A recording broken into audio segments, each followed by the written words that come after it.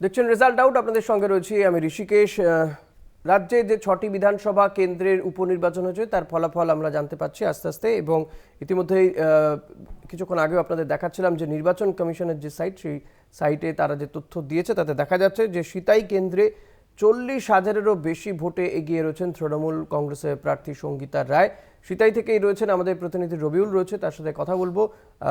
যে এতে তৃণমূল কংগ্রেস বিজেপি তাদের কি প্রতিক্রিয়া এখনো পর্যন্ত, তার কাছে কি খবর রয়েছে রবিউল?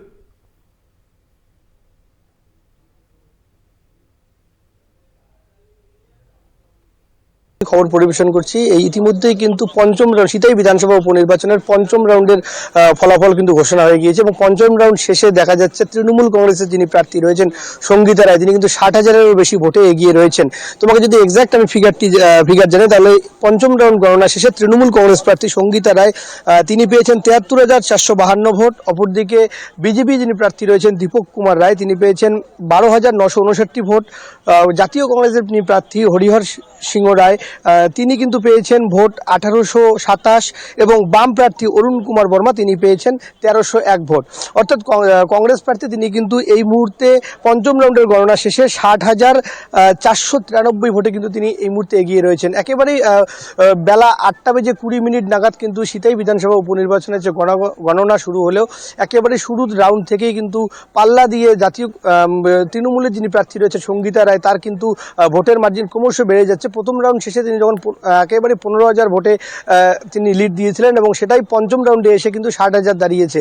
ইতিমধ্যেই কিন্তু গণনা কেন্দ্রের ভিতরে রয়েছেন কংগ্রেস প্রার্থী সঙ্গীতা রায়, বিজেপি প্রার্থী দীপক কুমার রায়, এবং অপরদিকে কংগ্রেসের যিনি প্রার্থী রয়েছেন হরিহর সিংহ রায়, তিনিও কিন্তু রয়েছেন। এবং একেবারেই ভোট কেন্দ্রে ঢোকার সময় তৃণমূলের যিনি প্রার্থী রয়েছে সঙ্গীতা রায়, তিনি কিন্তু স্পষ্টতই দাবি করেছেন যে জনগণের রায় তাদের উপরেই আসছে, এবং সেটা ট্রেন্ড দেখেই বোঝা যাচ্ছে। এবং তিনি আরও দাবি করেছেন জনগণের সমর্থন যদি এভাবেই থাকে তবে কিন্তু তাদের যে রেকর্ড নির্দিষ্ট লক্ষ্যমাত্রা ছিল 1,67,000, সেই রেকর্ডও কিন্তু তারা একেবারে অনায়াসেই পার করে যাবে।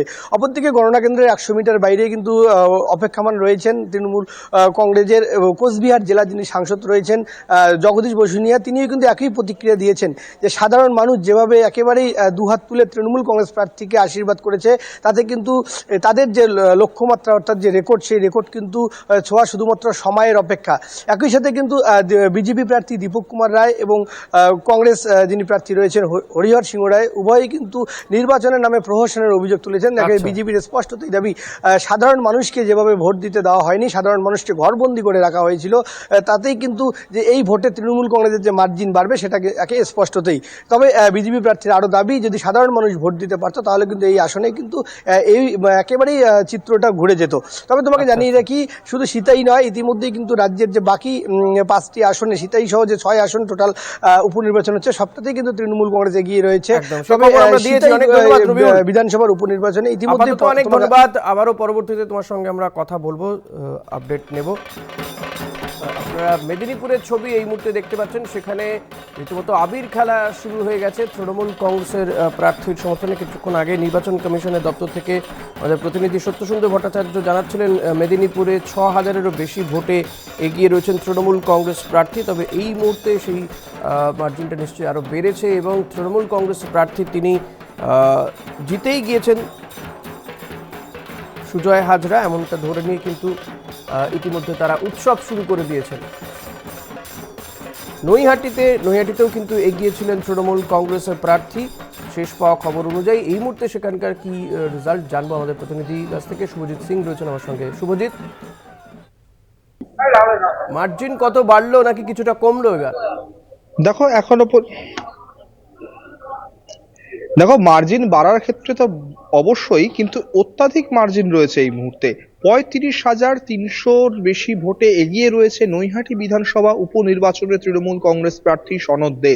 অর্থাৎ 2021 সালে পার্থ ভৌমিকের এই আসন থেকে জয়লাভ করা, 2024 সালে লোকসভা ভোটে বিধানসভা নিরিখে যদি দেখা যায় সেই 15,000 ভোটে জয়লাভ করা, তার থেকেও বেশি অর্থাৎ প্রায় দ্বিগুণ 30,000-এর বেশি অর্থাৎ 35,200 ভোটে এগিয়ে রয়েছে এখনো পর্যন্ত নৈহাটি বিধানসভা উপনির্বাচনে তৃণমূল কংগ্রেস প্রার্থী সনদ দে। বলা প্রায় প্রায় কাছাকাছি প্রায় কাছাকাছি চলে গেছেন সনদ দে।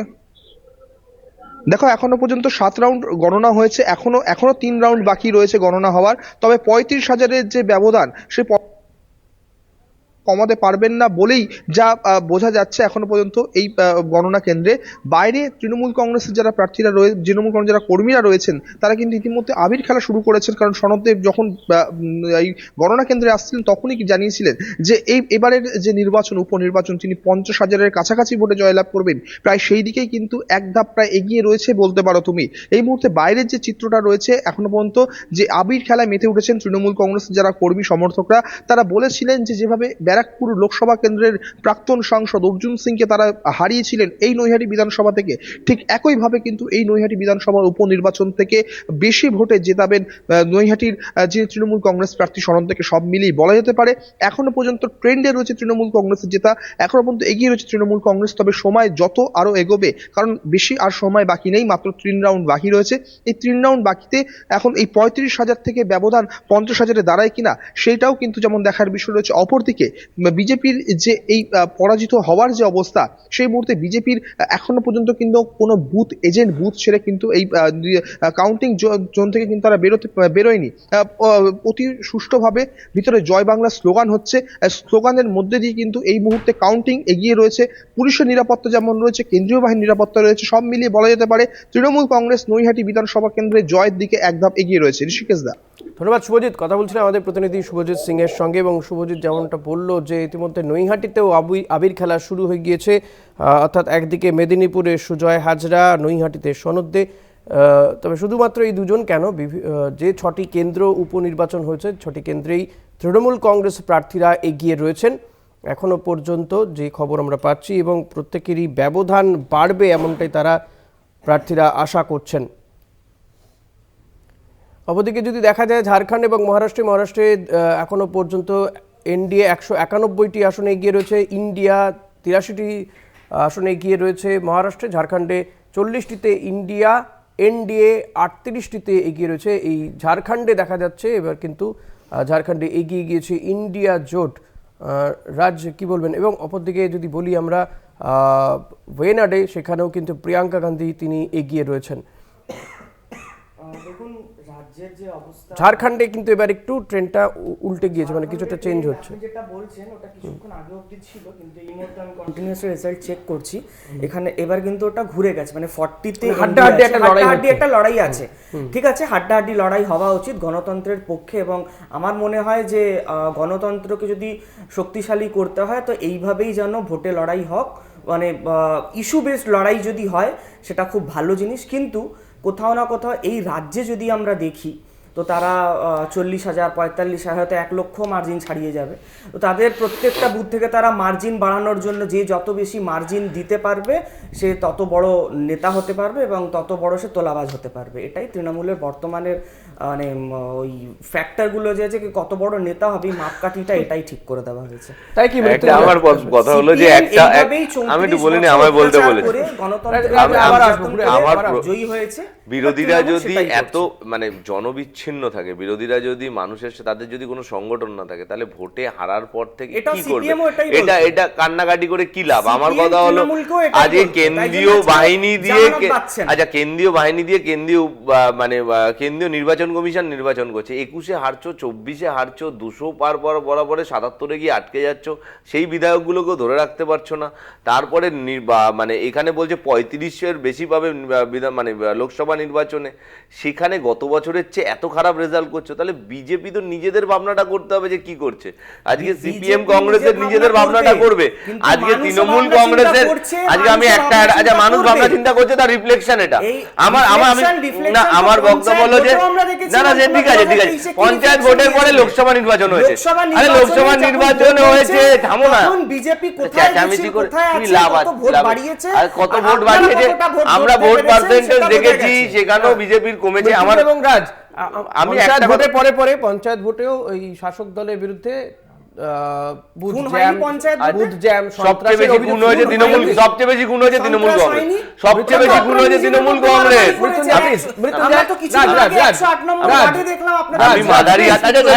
একটা কথা পঞ্চায়েত ভোটের পরে আমরা শুনেছিলাম আপনাদের বিভিন্ন নেতাদের মুখ থেকে শুনেছিলাম যে পঞ্চায়েত ভোটে কিছু হয়নি, রিফ্লেকশন যা হবে, ফলাফল যা হবে লোকসভা নির্বাচনে দেখে নেবেন, এর ফলাফল পুরো উল্টো হবে।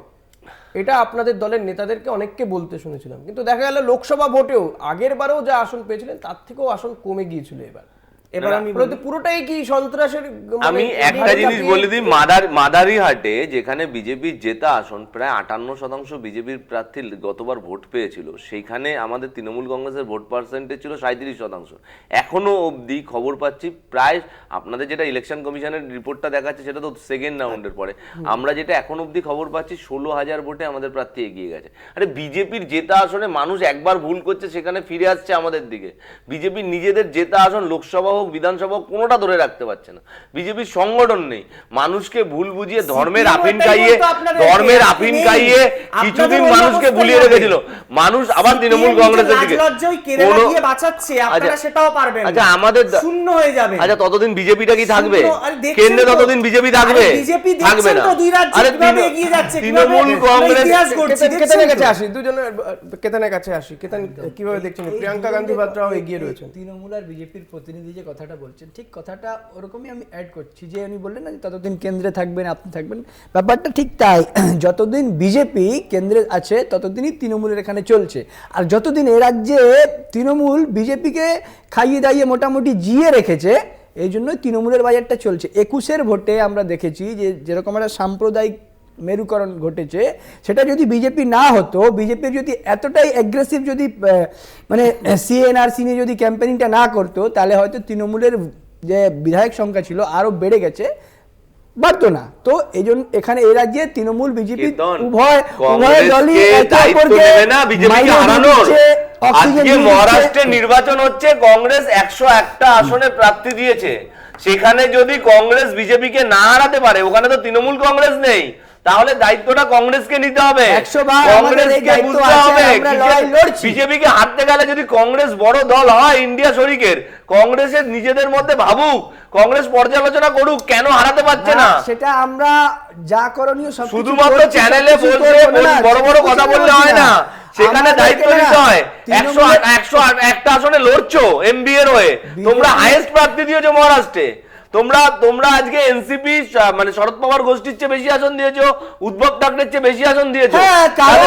কারণ এই মাস আগে যে লোকসভা ভোটটা হয়েছে সেখানে সবথেকে বেশি সাংসদ। আরে ভালো কথা, তোমরা বড় দল, আরে তোমরা ইন্ডিয়ার বড় দল, তাহলে হারাতে না পারলে দায়িত্বটা কে নেবে? এখানে তৃণমূল কংগ্রেসকে আক্রমণ করে হবে? বিজেপির সাথে এক জায়গায় বলে বসে এইসব মানুষ শোনে না, এইসব ন্যারেটিভ মানুষ খায় না। যাদের দোষ থাকবে, যেখানে যাদের বিরুদ্ধে আমরা মনে করবো যে বলা দরকার, আমরা বলবো।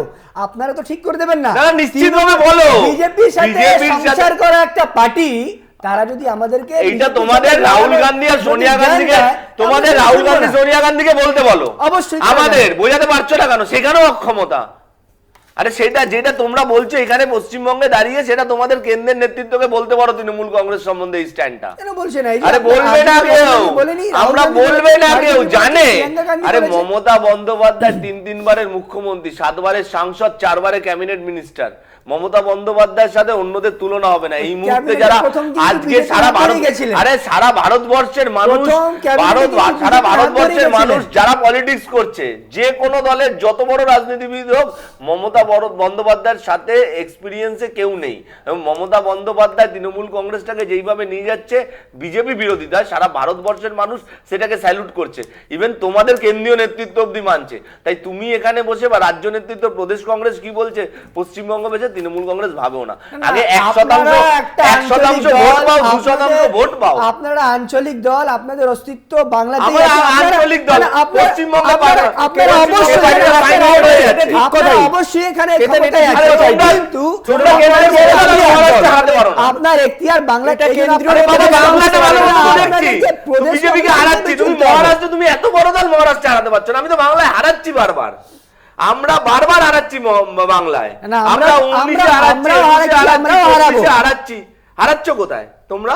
না কেতন, এই মহারাষ্ট্র বা ঝাড়খণ্ডে হয়তো এখন কিছু দুটো আসনে এগিয়ে রয়েছে, মানে এনডিএর থেকে দুটো বেশি আসনে এগিয়ে রয়েছে ইন্ডিয়া জোট। ঝাড়খণ্ডে এখানে দেখা যাচ্ছে পালা বদল হচ্ছে, কংগ্রেস জেএমএম জোট পিছিয়ে পড়ছে। এটা কেন হচ্ছে বলে মনে হয়? এখন সবে বাজে 10টা সোয়া 10টা, তো এখনো মানে এখনো এটাকে আর্লি ট্রেন্ডসই বলা যাবে। যদিও মহারাষ্ট্রের ক্ষেত্রে এটা আমরা দেখছি যে ব্যবধান সেটা কিন্তু অনেকটা অনেকটা বেড়ে গেছে। হ্যাঁ, অবশ্যই, কিন্তু 196-77 কিন্তু যা ঝাড়খণ্ডে দেখছি, ঝাড়খণ্ডে এখন বিজেপি কংগ্রেস কেউই কিছু ঝাড়খণ্ডে বলতে একটা পারছে না। লড়াই হচ্ছে, হ্যাঁ, আড্ডাআড্ডি অবশ্যই। লড়াই হচ্ছে। এবার যেটা বলি যে মহারাষ্ট্রেও ইলেকশনটা আমরা দেখেছি অবশ্যই, যে এই কমাস আগে যে লোকসভা লোকসভা ভোটটা নির্বাচন, হয়েছে 6 সেখানে মাস কিন্তু আগে। যা রেজাল্ট আমরা দেখেছি, মানুষের যা মত দেখেছি, অর্থাৎ সেটা একেবারেই কংগ্রেস বা আমাদের যারা শরিক দল শিবসেনা, উদ্ধব ঠাকরে বা শরদ পাওয়ার দলের সেই মুখী ছিল, কিন্তু কি মুখী হলো ছিল। এমন যে 6 মাসে ঘুরে গেল? অবশ্যই অবশ্যই। এই জন্য আমরা এখনো আশাবাদী যে, কারণ আমরা হরিয়ানার যে ইলেকশনটা দেখেছি, যবে থেকে এই যে আমাদের ভিভিপ্যাট মেশিনগুলো এসছে, তবে থেকে কাউন্টিংয়ের প্রসেসটা একটু হলেও স্লো হয়েছে অবশ্যই। তো এটা আমরা এখনো মনে করি যে এখনো কটা রাউন্ডের কাউন্টিং হয়েছে বলে আপনার যদি খবর দেন, বা কত পার্সেন্টেজ ভোট এখনো কাউন্ট করা হয়েছে সেগুলো যদি খবর দেন, তাহলে আমাদের কিন্তু বিশ্লেষণ করতে অবশ্যই সুবিধা। আমরা এখনো আশাবাদী যে এই ফলাফল, বিকজ এই ঠিক মানে কয়েক সপ্তাহ আগে হরিয়ানার ভোটটা যে হয়েছে সেখানে কিন্তু মহারাষ্ট্রে 196-77, এটা আর কভার করা সম্ভব মানে হবে বলে এর মনে থেকে হয়? বেশি ব্যবধান ছিল হরিয়ানায়। আমরা মোটামুটি আমাদের মানে কোনো চ্যানেলে 77-78 দেখাচ্ছিল, সেখান থেকে আমরা কমে এসেছি, মানে ব্যবধানটা কমেছে। তো সেটা মানে হতেই পারে না তা না, অবশ্যই। আর যদি এটাই যদি আমাদের যদি রেজাল্টে মানে ট্রান্সলেট হয়, তাহলে অবশ্যই এটা একটা শোচনীয় হরিয়ানাতেও আমরা শুনেছিলাম যে বিষয় 100 আপনার দলের নেতারা ইভিএম নিয়ে কিছু কিছু জায়গাতে প্রশ্ন তুলেছিলেন। সেগুলো ভ্যালিড প্রশ্ন কাউন্টিং ছিল, করার সেগুলো ভ্যালিড প্রশ্ন ছিল, সেগুলো নির্বাচন কমিশনে জমা দেওয়া হয়েছে, সেগুলো নিয়ে এখন ইনভেস্টিগেশন চলছে। ব্যাপারটা হচ্ছে সেটা তো ভুল ছিল না যে যেখানে ব্যাটারি পার্সেন্টেজ ছিল 90+ ছিল, সেখানে ওয়ায়নাডে কিন্তু প্রিয়াঙ্কা গান্ধী বিশাল বড় একটা মার্জিনে লিড করছে, সেখানে কিন্তু স্লো কাউন্টিং হচ্ছে না, বা সেখানে কিন্তু ইভিএম এ কোনো প্রবলেম নেই। নান্দেড়ে এই মুহূর্তে আমি বলে দিই, নান্দেড়ের রেজাল্ট আছে এবারে 50 ভোটে ইন্ডিয়া অ্যালায়েন্স এগিয়ে রয়েছে এখনো কাউন্টিং এ, সেখানে কিন্তু স্লো কাউন্টিং হচ্ছে না। কাউন্টিং স্লো ওখানেই হচ্ছে যেখানে বিজেপি বা বিজেপি জোট শরিক এগিয়ে আছে। এই কান্না, এই মরাকান্না কতদিন, আপনাকে বুঝতে হবে এই মরাকান্না কতদিন কংগ্রেস পশ্চিমবঙ্গের ইউনিটটা তৃণমূল কংগ্রেসকে দিয়ে দিয়েছে। আমি স্লো ফাস্টের কথা বলছি না, আমি জানি না আপনি কাউন্টিং এর সাথে কোনোদিন বুথ ফুথ দেখেছেন কিনা, কাউন্টিং হল দেখেছেন কিনা। আচ্ছা, আপনি যদি দেখে থাকতেন তাহলে আপনার দলের এই অবস্থা হতো না। আমাকে বলতে দিন। আপনি যদি দেখে থাকতেন আপনার দলের এই অবস্থা হতো না। আমাদের দলের অবস্থা আমরা বুঝে নেব। যেটা বলছিলাম আমি, টেকনিক্যাল যে কথাটা বলছিলাম, যে তুলনামূলক বলছিলাম, নাচতে না পারলে উঠুন বাঁকা। উঠুন বাঁকা, নাচতে না পারলে উঠুন বাঁকা। আপনি কি ফ্যাক্টটাকে ডিনাই করতে পারেন যে ভিভিপ্যাট যখন ছিল, মানে ভিভিপ্যাট আসার পর থেকে ট্রান্সপারেন্সি অবশ্যই বেড়েছে, কিন্তু যে প্রসেসটা অবশ্যই কমেছে। যারাই রাজনীতি বিন্দু কর্ণাটকাতে জিতলে তখন প্রবলেম নেই, অবশ্যই আমরা যেটা নিয়ে বলছি না, ওয়ায়নাডে জিতলে প্রবলেম নেই, কেরালাতে জিতলে প্রবলেম নেই। প্রবলেমের কথা ভিভিপ্যাট আসাতে একটু প্রসেসটা স্লো এটা যুক্তি হচ্ছিল, সেটা একটু স্লো, যুক্তি। এটাই। হারা জিতা নিয়েও প্রশ্ন তোলেনি এখনো পর্যন্ত সো ফার। আপনারা বুথ ফুথ দেখেননি মনে হয় কোনোদিন, ডাইরেক্ট টিভিতে আপনি যদি দেখে থাকতেন 100 বার দেখেছি বলেই তো বলছি, দেখেছি বলেই তো এত বলছি হচ্ছে এটা হতো না। আপনি যদি দেখে থাকতেন না, এটা হতো না। আরে আমি দেখেছি, এই জন্যই তো বলছি, আর আপনি তো আমি বুঝতে সেটা আমি পারছেন না। প্রশ্ন করছি না আপনি দেখেছেন কি দেখেননি। আপনি বা আপনার নেতারা যদি বুথ আর এইসব যে বলছেন না, এগুলো যদি সত্যি দেখে থাকতেন বা কাজ করে থাকতেন, এই অবস্থা হতো না। এই অহংকার, এই যে অহংকার আছে না, যে দেখেননি, করেননি, পারবেন না, আমরা এগিয়েছিলাম, আমরাই সব। অহংকার কাকে বলে? অহংকার তো আপনারা শিখিয়েছেন মানুষকে। আপকি বার 400 পার, এটা অহংকার বলে না? 4টে সিটেই হয়ে গেলেন। আপকি বার 400 পার তো অহংকার বলে। আপনারা সরকার গড়লেন, ওখানে আপনারা 10। আরে আপনারা তো বলেছেন আপকি বার 400 পার, কি হলো? আরে আমরা তো সরকার গড়েছি, কেন্দ্র সরকার কিভাবে গড়েছে, কিভাবে গড়েছেন, আর কতদিন চলবে সেটা দেখবে মানুষ। সেটা নিয়ে যদি খুশি থাকেন আপনারা, না আপকি বার 400 বার কে বলেছিল? ভালো করে সেলিব্রেট করুন। আপকি বার 400 বার কে বলেছিল? If this is the reason of your celebration করুন, বেশি করে করুন। আর আমি জিলিপি খাওয়ান, আনিয়ে দেবো, আপনি জিলিপি খান আরো বেশি করে। রাজ প্লিজ, আমি কেতন আপনার কাছে আসবো। আপনিই বলছিলেন যেটা, যে 6 মাস আগে লোকসভা নির্বাচনে মহারাষ্ট্রে অন্তত কংগ্রেসমুখী ছিল মানুষের রায়, কিন্তু এই 6 মাসের মধ্যে কি এমন হলো যে সেটা বিজেপি মুখী বা এনডিএ মুখী চলে গেল? না অবশ্যই এটা তো খুব মানে এনডিএ নিয়ে এত ঝামেলার খবরও দেখা গিয়েছে, যেখানে তাদের জোটের মধ্যে একটা জোট সেইভাবে জোটবদ্ধ হয়নি বলে মনে হচ্ছিল, কিন্তু আখেরে ভোট বাক্সে দেখা যাচ্ছে অন্য। ফল হচ্ছে। একদমই এটা খুব মানে শোচনীয় ব্যাপার যদি এটাই রেজাল্ট দাঁড়ায়, এটা শোচনীয় বিবেচ্য বিষয় অবশ্যই যে এত সুন্দর রেজাল্ট আমরা মহারাষ্ট্রে করেছিলাম লোকসভার ভোটের সময়, তখন রেজাল্টটা এখন উল্টে যাচ্ছে কেন, এগুলো আমাদের ভেবে দেখতে হবে যে আদানি যে মানে ওখানে তো বিভিন্ন প্রকল্প সব গুজরাটে চলে গেছে, আদানিদের হাতে চলে গেছে, ওখানে একটা একদম মহারাষ্ট্রের একদম প্রাইম এলাকায় যেটা ধারাবি একটা বড় একটা স্লাম এরিয়া, সেখানকার পুরোটা জমিটা যে আম্বানির হাতে তুলে দিয়েছিল সেখানকার রাজ্য সরকার, সেখানে এই তো আর আদানির হাতে তুলে দিচ্ছে, আদানি একই সব বিজেপি, তো এই জন্য অনেক সময় কনফিউশন হয়ে যায়। তো যাই হোক, ব্যাপারটা যেটা হচ্ছে যে সেখানে আবার আদানি একেবারে এটা মানে ভোটটা যতটা বিজেপি লড়ছে তার থেকে অনেক বেশি সেখানে অ্যাক্টিভ হচ্ছে আদানি বা ওরা, তারা তো একদম কোনোভাবে টাকা আমরা ব্যাগে দেখেছি, মানে নির্বাচন কমিশন কি করছে আর সেই ভদ্রলোকের ওপর কি মানে পদক্ষেপ নিয়েছে সেটাও আমরা কিছু জানি না, যে ওখানে টাকা থেকে নিয়ে সমস্ত কিছু এজেন্সি সবকিছু দিয়ে যে ভোটটা করানো হয়েছে। মানে ওরা দুজন বললো, আমি বলছি যে কেতান যে কথাগুলো বলছে মহারাষ্ট্রের ক্ষেত্রে একদম আমি 100% সহমত, এতে কোনো ব্যাপার নেই। কিন্তু কথাটা হলো যে তুমি যেখানে যে বিরোধী দল তাকে ভোট স্ট্র্যাটেজি বা তার সাথে জনসংযোগ, মানুষের কাছে যাওয়া, স্ট্র্যাটেজি ঠিক করা, এই যে বক্তব্যগুলো চ্যানেলে বসে বলছে, সেই বক্তব্যগুলো বা আমি যে অভিযোগগুলো করছি টাকার অভিযোগ, সেইগুলো আটকানোর দায়িত্ব কিন্তু বিরোধী দলের। একজন বিরোধী দল 2011 সালে আমরা আজকে সিপিএম এ 34 বছরের রাজত্বটাকে হারিয়ে আজকে আমরা সরকারটাকে সরিয়েছিলাম। অনেক মানুষ বিশ্বাসই করতো না, আমরা যারা বিভিন্ন মানে দীর্ঘদিন বিরোধী রাজনীতি করেছি, আমার নিজে ধরুন 12 বছর বিরোধী রাজনীতি করার এক্সপিরিয়েন্স ছিল, তো অনেকেই বিশ্বাস করতো না যে সিপিএম এর মতো দলটাকে সরানো যায়। সেখানে মমতা বন্দ্যোপাধ্যায় কিন্তু মানুষকে বিশ্বাস করাতে পেরেছিল, সক্ষম হয়েছিল আন্দোলনের মাধ্যমে। তাই আজকে তুমি যদি বিরোধী দল থাকো, আজকে যেখানে যে বিরোধী দল, তাহলে শাসক দলের সাথে লড়াই করব আর শুধু একগাদা অভিযোগ করব আর ভোট হারলেই বলবো যে হারলাম, আমাদের ভাবতে হবে এইগুলো ঘটেছিল। যখন জানি আমি এই ঘটনাগুলো ঘটছে, এই ঘটনাগুলো আটকানোর দায়িত্ব আমাদের। যখন আমরা জানি যে মানুষের কাছে এই বক্তব্যগুলো, আদানি আম্বানি যেই ঘটনাগুলো ঘটছে, টাকার খেলা হচ্ছে, কেনা বেচা হচ্ছে, মানুষের কাছে কি কেন্দ্র সরকার কি আজকে জনবিমুখ কাজগুলো করছে এবং রাজ্য সরকারকে কিভাবে বঞ্চিত করছে।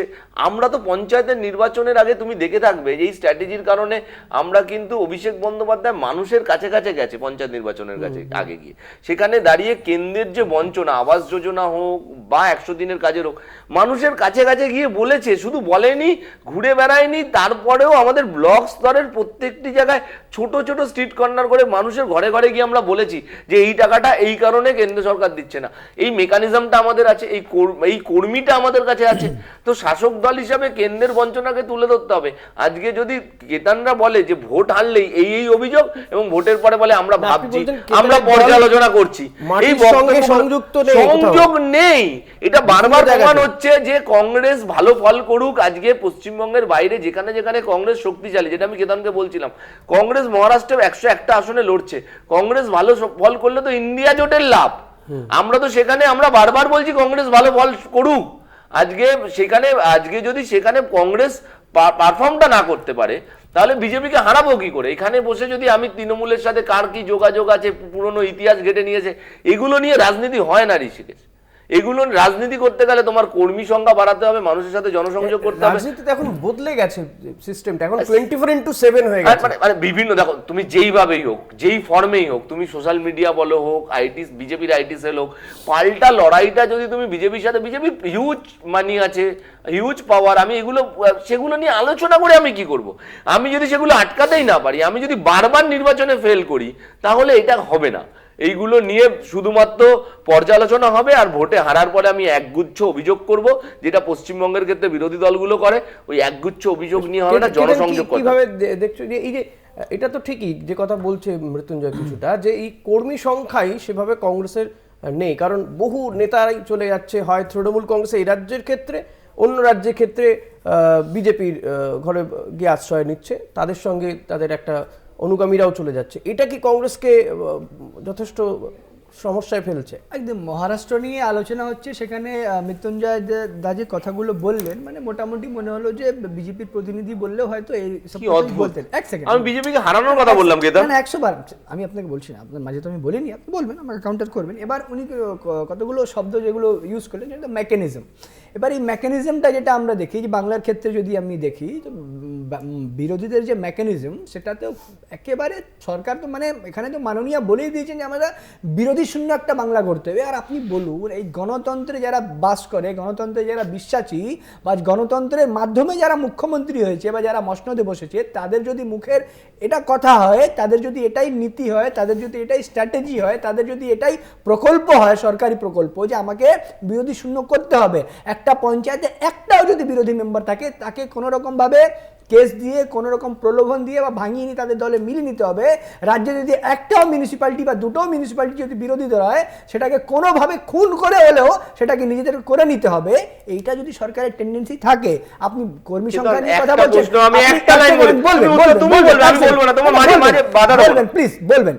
লোকসভা নির্বাচনে অধীর রঞ্জন চৌধুরী তোমাদের বিরোধী দলনেতা থাকা সত্ত্বেও, এতবারের সাংসদ হওয়া সত্ত্বেও কেন হারলো? সেখানে তো কেন্দ্রীয় বাহিনী ছিল, কেন্দ্রীয় নির্বাচন কমিশনে ব্রেকে যেতে হবে। আচ্ছা, তার উত্তর দিয়ে দেবে। তার আগে বলি, আপনি কর্মী সংখ্যা নিয়ে বলছিলেন না, যে কর্মী সংখ্যা একটা প্রোগ্রামে যদি 25 জন যদি কর্মী বিরোধী দলের যায় তাদের কর্মসূচিতে, তার 5 জন বিরুদ্ধে সেই দিনই রাত্রির বেলা গাঁজা কেস দিয়ে দেয়। আপনারা দেন পার্টি অফিসগুলো দখল করেন, আপনারাই করেন। একটা জনপ্রতিনিধি